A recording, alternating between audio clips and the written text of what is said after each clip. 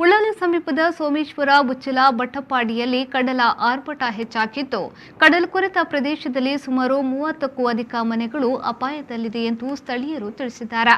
5 ವರ್ಷಗಳ ಹಿಂದೆ ಕಡಲು ಸುಮಾರು 250 ಮೀಟರ್ ದೂರದಲ್ಲಿತ್ತು. ಇದೀಗ ಪ್ರತಿ ವರ್ಷ ಕಡಲ್ಕೊರೆತದಿಂದಾಗಿ ಮನೆ ಸಮೀಪವೇ ಕಡಲ ಅಲೆ ಅಪ್ಪಳಿಸುತ್ತಿವೆ. ರಸ್ತೆಯು ಸಮುದ್ರ ಪಾಲಾದ ಕಾರಣ ಇಲ್ಲಿನ ನಿವಾಸಿಗಳು ಹೊರಗಿನ ಸಂಪರ್ಕವನ್ನೇ ಕಳೆದುಕೊಂಡಿದ್ದಾರೆ. ಇಂದು ಬೆಳಗ್ಗೆಯಿಂದ ಭಾರೀ ಗಾತ್ರದ ಅಲೆಗಳು ದಡಕ್ಕೆ ಅಪ್ಪಳಿಸುತ್ತಿದ್ದು ಅನೇಕ ತೆಂಗಿನ ಮರಗಳು ಸಮುದ್ರ ಪಾಲಾಗಿವೆ.